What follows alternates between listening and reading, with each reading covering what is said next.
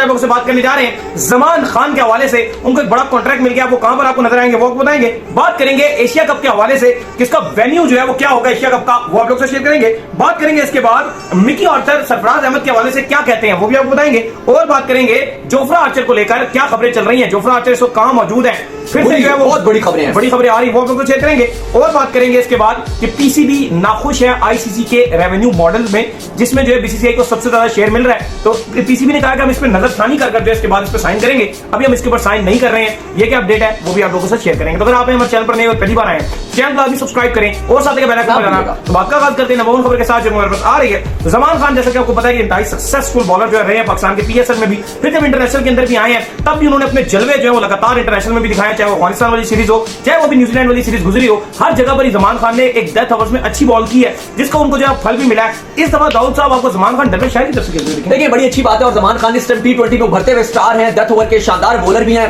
तो अब पाकिस्तान टीम के जो डायरेक्टर हैं डरबे शायर के कोच मिकी आर्चर, उन्होंने जमान खान को अपनी ही टीम में रख लिया है और टी20 ब्लास्ट का जो सीजन है अब जमान खान डरबे शायर की तरफ से खेलेंगे। बड़ी अच्छी बात है कि जमान खान उनकी टीम में खेलेंगे, क्योंकि ज़्यादा जब उनकी टीम में खेलेंगे तो अगर अच्छी परफॉर्मेंस दिखाएंगे तो चांस ज्यादा होते हैं आपके पाकिस्तान टीम में कम बैक करने के। तो अब डरबे शायर की नुमाइंदगी करेंगे और हमने देखा कि जमान खान पाकिस्तान में जिसमें अच्छी बॉलिंग कर रहे थे, जब वहां भी जाएंगे इंग्लैंड में भी आई एम श्योर वहां पे भी अच्छी बॉलिंग करेंगे और वन ऑफ द बेस्ट इस टाइम आपको डेथ ओवर्स का बॉलर नजर आता है वो है जमान खान। बिल्कुल। इसके बाद जो हमारे पास अपडेट आ रही है जी, वो अपडेट आ रही है एशिया कप को लेकर। एशिया कप का जो वेन्यू है वो जो है आपको पता है कि काफी लोग हमसे पूछना चाह रहे थे कि जो न्यूट्रल वेन्यू होगा वो तो क्या होगा भाईजान, किधर जाकर जो एशिया कप खेला जाएगा।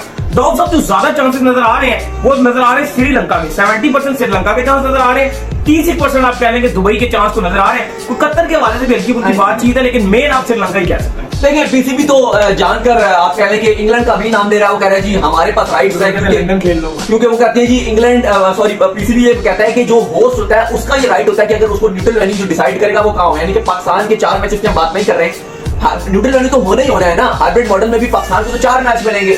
अब बाकी जो सेकंड राउंड खेला जाना है एशिया कप का, पाकिस्तान इंडिया के मैचेस और जो सुपर 4 होगा और फाइनल, ये कहां पे खेला जाएगा। इसके लिए जो शॉर्ट लिस्टेड 3 वेन्यूज हैं, एक तो पहला प्रपोजल जो वेन्यू था वो यूएई था जिसमें पीसीबी चाहता था या चाहता है। दूसरा वेन्यू श्रीलंका है जो एशियन क्रिकेट काउंसिल के सारे मेंबर्स चाहते हैं। और पीसीबी ने ये बात की थी कि हमें कोई इतना एतराज नहीं अगर श्रीलंका भी हो जाता। मेन मसला हमारा पाकिस्तान का है कि पाकिस्तान में होना चाहिए। और आपको पता है इस पर अब अच्छी खबरें भी करके आपने वीडियो भी किया था, शो अगर आपने नहीं देखा तो दोबारा भी देख सकते हैं कि पाकिस्तान क्रिकेट बोर्ड को काफी हद तक ग्रीन सिग्नल मिल गए हैं। बांग्लादेश और श्रीलंका भी एग्रीड हो गए हैं। जय शाह ने 2 दिन में मीटिंग भी बुला लिया है और कहीं ना कहीं समहाउ उम्मीद यही है कि वो एक अप्रूवल हो जाएगा और बदले में डील होगी पीसीबी की और बीसीसीआई की। डील ये होगी कि यहाँ पर हाइब्रिड मॉडल अप्लाई हो जाएगा और जो बाकी 4 टीमें वो पाकिस्तान आकर खेल लेंगी और 4 मैच पाकिस्तान हो जाएंगे और बदले में पाकिस्तान टीम को इंडिया जाना पड़ेगा वर्ल्ड कप खेलने के लिए। तो ये एक तरह की डील भी होगी। मेरे ख्याल से क्रिकेट फैन की जीत होगी क्योंकि पाकिस्तान क्रिकेट बोर्ड की भी जीत हो जाएगी यहाँ पर और पाकिस्तान वर्ल्ड कप भी खेलेगा और एशिया कप भी खेलेगा। तो मुझे नहीं लगता कि इससे कोई अच्छी बात होगी। लेकिन अब सवाल यहाँ पर यह है कि न्यूट्रल वेन्यू क्या होगा, क्योंकि नजम सेठी भारतीय अखबारों पर इंटरव्यूज देते रहे हैं, भारतीय यूट्यूब चैनल्स को देते रहे हैं, भारतीय स्पोर्ट्स चैनल्स को देते रहे हैं। वहां पर तो उन्होंने लंदन का भी नाम लिया है। उन्होंने कहा कि लॉर्ड्स में हम करवा सकते हैं, ओवल में करवा सकते हैं, इंग्लैंड में हम एशिया कप के कुछ मैचेस करवा सकते हैं। लेकिन फिर वही सवाल है कि वो लॉजिस्टिक मामला बहुत ज्यादा हो जाएंगे, ट्रैवलिंग कॉस्ट बहुत पड़ेगा। क्योंकि नजम सेठी इसलिए बात कर रहे हैं, वो कह रहे हैं कि क्योंकि पाकिस्तान होस्ट है, इंग्लैंड में अगर होता है, इंग्लैंड में अगर आपका एशिया कप होता है तो उनका मानना यह है कि ग्राउंड फुल मिलेंगे, पाकिस्तानी फैंस भी और इंडियन फैंस भी, तो ग्राउंड वो फुल भर लेंगे। उनका मानना यह है नजम सेठी का कि यूएई में भी यही चीज होगी। लेकिन नजम सेठी जो बात कर रहे हैं वो कह रहे हैं कि अगर हम श्रीलंका में करवाते हैं पाकिस्तान और इंडिया का मैच, वो कहते हैं कि वो फिर खाली ऐसे ही होगा कि इंडियन पाकिस्तान को ट्रैवल करके जाना पड़ेगा या खाली इंडिया पाकिस्तान में चलो लोग ट्रैवल कर जाएंगे मैच देखने के लिए, लेकिन लोकल्स नहीं होंगे उस तरीके से। अब श्रीलंका को उतना इंटरेस्ट नहीं आएगा पाकिस्तान इंडिया का मैच देखने के लिए। चलो 10-20% श्रीलंका से आ भी जाएंगे, लेकिन 80% तो आपको बाहर से ट्रैवल करना पड़ेगा। श्रीलंका में ना इतने इंडियंस हैं और ना ही इतने पाकिस्तानी के अंदर बस खेल खेल के भरा गए। अब पाकिस्तान की बात करें और इंडिया की बात करें, नहीं मैं आपको पॉइंट ऑफ व्यू बता रहा हूं। वो ठीक है, लेकिन अगर आप मुझसे यहाँ बैठकर बीसीसीआई की भी सोच पूछे और पीसीबी की भी पूछे तो दुबई को खेलना नहीं चाहता। नहीं पीसीबी तो यही चाह रहा है, लेकिन वो तो नहीं चाहते, बीसीसीआई नहीं चाहते। और बीसीसीआई के अंदर के जो तो ये गर्मी का कह रहा कुछ नहीं होता। लेकिन अगर आप मुझसे पूछे ना जी, मैं भी ये चाह रहा हूँ कि गर्मी बहुत ज्यादा, यहाँ पर वो ठीक है, यहाँ पर एसीसी ठीक है कि वर्ल्ड कप से ठीक पहले खुदा ना खास्ता इस गर्मी में आपके तो ज्यादा प्रेशर है। T20 में लोग ये आपको ज्यादा हर्ट करेगा, इंडिया से ज्यादा मुझे लगता है पाकिस्तान को यूं ही हर्ट करेगा। ये जो नजम सेठी बात करते हैं ना कि आईपीएल भी हुआ था गर्मी में, ओ भाई वो T20 था। T20 खेला जाता है रात को, शाम को, मगरिब के बाद होता है, 7 बजे T20 के टाइमिंग थी। और अगर होता भी है तो 3 घंटे का मैच है, आप पर 4 ओवर डालने हैं। आप पर मैं तो मौजूद थे, फिर भी गर्मी की हीट देखी थी वहां पे क्या था, और वो 3 घंटे का मैच, रात क्या थी, 3 घंटे का मैच था। ये 50 ओवर का मैच तो 7 साढ़े 7 घंटे में खत्म होगा। तो 7 घंटे में खेलना और देखना दोनों ही अजाब है। तो मैं इसमें हक में हूं कि आप श्रीलंका में करवा रहा हूं। ठीक है, एक उनका पॉइंट अपनी जगह है कि फिर नजर सेठी ने एक और पॉइंट रखा कि अगर गर्मी लग रही है ना आपको तो फिर लंदन ज्यादा अच्छा है। ये फिर इसमें कोई बुराई नहीं है, लंदन चले। लेकिन हकीकत यह है कि एसीसी फिर ये कहेगा कि यार अब फैसला यही करना है मीटिंग में। देखो एक फैसला तो ये है, नजम सेठी ये कह रहे हैं कि अगर श्रीलंका में आप कराओगे तो करा लो इंडिया वर्सेस पाकिस्तान। लेकिन एक नुकसान खाली है कि गेट मनी जो है वो उस तरह से पाकिस्तान के सारे मैचेस में नहीं पड़ेगा। अब पाकिस्तान बांग्लादेश खेल रहे होंगे, क्राउड नहीं आएगा।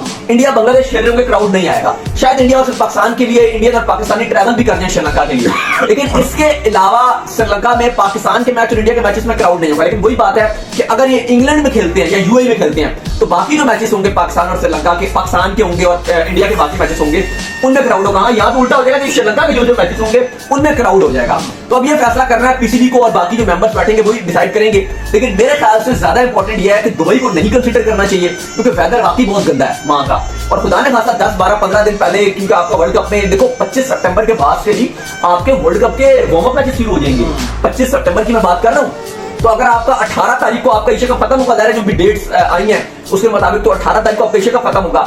तो अगर खुदा ने खासा आपके फास्ट बॉलर है, नसीम शाह, शाहीन शाह अफरीदी हैं, आपके रिजवान को आपने देखा है वो T20 में मुश्किलात के शिकार रहते हैं। अगर कोई बैठ गया, कोई गिर गया, फारिग हो गया प्लेयर, तो कम से कम 1-2 महीने लग जाते हैं रिकवरी के लिए। तो आपका तो वर्ल्ड कप गया उस प्लेयर का। सही बात। तो बेहतर ये है कि श्रीलंका का मौसम बेहतर है, हल्की हवाएं शवाएं चलती रहती हैं, ठंडा अच्छा मौसम है वहां का, बेहतर मौसम है। मानसून भी कहीं कहीं चल रहा होगा, इवन पाले के लिए, और वहां करवा रहे हैं ये कोलंबो में नहीं करवाएंगे क्योंकि वहां पे ज्यादा मानसून रहता है। लेकिन फिर भी मौसम बड़ा सुहाना रहता है वहां पे। तो वहां पे आपके प्लेयर्स एंजॉय भी करेंगे, एशिया कप भी हो जाएगा और फिर आप डायरेक्ट इंडिया चले जाओगे। तो मुझे लगता है कि एशिया कप यहाँ पर एसीसी की बात ठीक है कि दुबई से हटकर आपको अगर आप खेल लो श्रीलंका में तो कोई बुराई नहीं और अच्छा ही है। प्लेयर के पॉइंट ऑफ व्यू से मैं बात कर रहा हूँ क्योंकि मुझे शाहीन पूरा परफेक्ट चाहिए, मुझे हारिस रऊफ परफेक्ट चाहिए, मुझे बाबर आजम चाहिए, मुझे रिजवान चाहिए, मुझे पूरी टीम वर्ल्ड कप के लिए चाहिए। ये ना होना कि आपने सबको लेकर चाहते रन में आपको लास्ट मोमेंट पे आपको फोर्सफुली चेंजेस करनी पड़े, फिर वो आपको हर्ट कर जाती है। और वो किसी भी टीम के साथ हो सकता है, किसी भी एशियन टीम के साथ हो सकता है। तो इसलिए ये डिसाइड किया गया है इसी की तरफ से कि श्रीलंका को मेरे ख्याल से प्रोबेबली काफी हद तक चांसेस ये हैं कि श्रीलंका न्यूट्रल वेन्यू पाकिस्तान के साथ मिलकर होस्ट करेगा।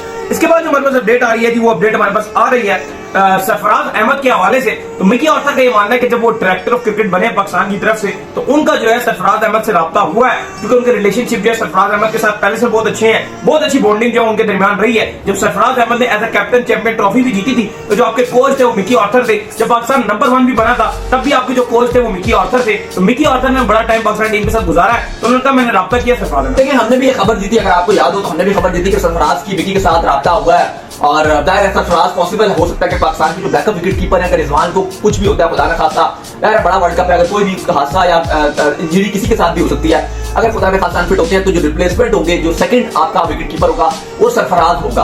तो अब आज बल्कि सॉरी कल की बात है, कल मिकी ऑर्थर ने कंफर्म ये बात की है और उन्होंने कहा कि बिल्कुल जब मैं डायरेक्टर बना था तो मैंने सरफराज से मुलाकात की थी, उससे मैंने बात भी की थी। लेकिन उन्होंने कहा कि मैंने उनको ये नहीं कहा कि आप वर्ल्ड कप 2023 में जो है वो आप हमारी टीम का पार्ट है। वो कहते हैं सरफराज की ख्वाहिश भी है खेलना, और हर प्लेयर की, हर पाकिस्तानी प्लेयर की, दुनिया में किसी भी प्लेयर की बात कर लें, हर किसी की ख्वाहिश होगी कि मैंने वर्ल्ड कप खेलना है। तो उन्होंने कहा भी और भी प्लेयर हैं हमारे पास रिप्लेसमेंट के तौर पर, और भी चॉइसेस हैं, तो हम देखेंगे एंड टाइम पर क्या सरफराज की जरूरत है या नहीं। तो सिलेक्शन कमेटी का भी काम है, वो एंड टाइम पर डिसाइड होगा कप्तान को क्या चाहिए। बाबर की उन्होंने बड़ी तारीफ की थी, उन्होंने कहा जो सरफराज से मिला था वो इसलिए मिला था कि मेरे पर्सनल सरफराज से बड़े अच्छे रिलेशनशिप है और मेरी सरफराज से अच्छी दोस्ती है। उन्होंने कहा सरफराज हो गए, बाबर आजम हो गए, इमाद हो गए, शान मसूद हो गए, इन सब के साथ मेरी बड़ी अच्छी दोस्ती है। स्पेशली उन्होंने जो नाम दिए थे सरफराज और बाबर आजम, इन दो के साथ उनकी बहुत अच्छी दोस्ती थी। आपको याद होगा कि बाबर आजम जब शुरू में टेस्ट में बार बार फ्लॉप हो रहे थे, हमने देखा था कि सोशल मीडिया में बहुत ज्यादा कंपेन चल रही थी बाबर के खिलाफ कि भाई टेस्ट में इसको नहीं होना चाहिए। पहले 15-16 टेस्ट में बाबर से रन ही नहीं हो रहे थे, लेकिन वो एक मिकी ऑर्थर ही थे जिन्होंने कहा था नहीं, ये टेस्ट में वो प्रोडक्ट है जो जॉय रूट है, विराट कोहली है, स्टीवन स्मिथ है, केन विलियमसन है। उन्होंने उस टाइम से मिकी कह रहे थे, हाँ, बल्कि सब कहते थे भाई ठीक है इसको बाबर को टेस्ट को छोड़कर ओडी और T20 पे फोकस करना चाहिए, ड्रॉप करना चाहिए। उन्होंने कहा जब तक ये रन नहीं बनाएगा, जब तक ये रन नहीं बनाएगा मैं इसको बाहर नहीं करूंगा, ये 1000 में फेल होते मैं इसे खिलाऊंगा। मुझे आज भी वो बात याद है उस टाइम। और आप देखें कि उसके बाद जब बाबर आजम को उन्होंने ट्रस्ट किया तो आज दुनिया बाबर आजम को मानती है। तो कहीं ना कहीं, और उस टाइम देखो अगर मैं आज बात करूं ना कि बाबर को मैं नहीं खिलाऊंगा, नहीं खिलाऊंगा, मैं इररिलेवेंट हूं क्योंकि मैं कोच नहीं हूं, मैं सिलेक्शन कमेटी का चेयरमैन नहीं हूं। लेकिन अगर या कोई भी एक आध फैन बोलते बाबर का या कोई भी बोलते वो इररिलेवेंट है। लेकिन अगर मिकी ये बात बोलते हैं वो रेलिवेंट थे, वो कोच थे, उनके हाथ में एक उनका मिनट का इशारा तो कहते नहीं खिलाऊंगा, बस ना खेलते बाबर, खत्म, दिया एंड थे। लेकिन उस टाइम उस बंदे ने कहा कि मैं बाबर को खिलाऊंगा, कोई कुछ भी कहे मैं बाबर को खिलाऊंगा। वहां पे सरफराज कप्तान थे, सरफराज ने भी उनकी बातों का बिल्कुल ठीक आप कह रहे हैं। बाबर एक शानदार खिलाड़ी बनेगा आगे जाके, हम इसको मौका देंगे, इसने अपने ओडीआई और टी20 में रन बनाए हैं, ये टेस्ट पर भी करेगा। तो खैर उन्होंने कहा कि सरफराज से मेरी जो बातचीत हुई थी वो ऐसे ही कोई वर्ल्ड कप के हवाले से नहीं हुई थी, बल्कि वैसे ही उनके साथ बातचीत हुई थी और मैंने उनके साथ मुलाकात की थी। तो खैर लेकिन हमें भी पता है, आपको भी पता है कि अगर पाकिस्तान आगे वर्ल्ड कप में जाता है इंशाल्लाह, तो आपके सरफराज सेकंड विकेट कीपर होंगे। बिल्कुल। इसके बाद जो मेरे पास अपडेट आ रही है कि वो आ रही है जोफ्रा के हवाले से। तो जोफ्रा जो एक बार फिर से जो इंग्लैंड का अगला सीजन आ रहा है उससे जो है वो आउट हो गए हैं। इससे पहले भी जोफ्रा आर्चर जो बड़े लंबे अरसे तक जो है वो आउट रहे। आईपीएल में आकर जो है उन्होंने इंजरी जरूर मारी, लेकिन जिस तरह की उनकी कंडीशन है वो दोबारा आउट होकर दाऊद साहब के वक्त जो अल्फाज नहीं बोलते, तो ऐसा बाहर उन्होंने बोले थे कि जोफ्रा का जो एक्शन है ये बहुत लंबी इंजरी का शिकार हो जाएगा। देखिए अब मुझे बताइए, वो जोफ्रा है, ये वही जोफ्रा है जिसकी खबरें चल रही थी कि इसने 150 करोड़ दिया मुंबई इंडियंस से, और ये इंग्लैंड को खैर बात कह रहा है। तो भाई इंग्लैंड ने उसको खैर बात कह दी कि भाई तू बैठ। खबर यह है कि पूरी इंग्लैंड की समझ से ये बाहर हो चुके हैं, जिसमें सबसे बड़ी इंग्लैंड की जो होती है समर में वो एशेज होती है, या इंग्लैंड के इस बार तो इंग्लैंड के घर पे एशेज है, अभी आयरलैंड के साथ भी सीरीज है। खबर आ रही है जॉनी बेरिस्टो फिट हो गए हैं, वो कम बैक करेंगे, लेकिन ये बड़ा खिलाड़ी है जोफ्रा, ये बाहर हो गया। तो भाई मुझे लगता है कि जोफ्रा अभी इंजरी से जूझ रहे हैं, अभी आईपीएल से भी ये बाहर हो गए थे।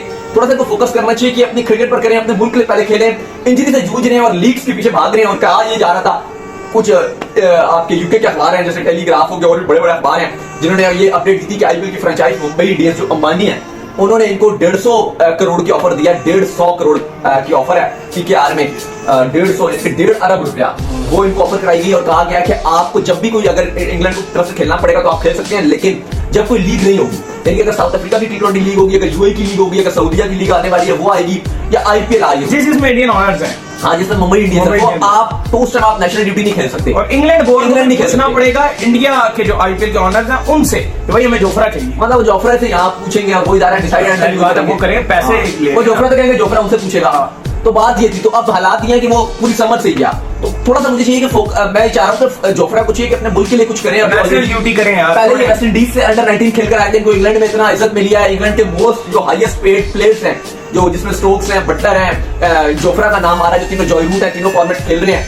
चले जॉय रूट अभी टी20 में नहीं है, लेकिन फिर भी ये जो 3-4 player top high paid salaries ले रहे हैं उनमें इनका नाम है। तो मुझे लगता है कि जोफ्रा को थोड़ा सा अपने मुल्क के लिए पहले सोचना चाहिए, फिर बाद में उस तरफ जाएं। इसके बाद जो अपडेट आ रही है वो ये आ रही है कि पीसीबी जो है वो अनहैप्पी है आईसीसी के जो रेवेन्यू मॉडल है उससे। आपको पता है कि हमने आपको बताया था, जिसमें पीसीबी ने बताया था कि 40% से भी ज्यादा शेयर जो है वो बीसीसीआई की तरफ जा रहा है और पाकिस्तान क्रिकेट बोर्ड और बाकी दीगर बोर्ड को जो है बड़ा नॉर्मल सा शेयर मिल रहा है। तो इसके ऊपर हाँ 5-6% तो कुछ भी नहीं बनता, लेकिन वैसे अगर $1 मिलियन बनेंगे तो फिर तो बड़ा कुछ बन भी जाएगा। खैर लेकिन पीसीबी ने ये कहा है, नजम सेठी साहब ने ये कहा है कि भाई अब हम इसको जो है उसको रीड करेंगे प्रॉपर तौर पर, फिर इसके ऊपर जो है साइन होंगे। अभी उस पर साइन नहीं करना, मैं भी इतराजात भी उठा 7 अरब मिलेंगे पाकिस्तान को, अभी 5% है ये 7 अरब, लेकिन इंडिया में 700 करोड़।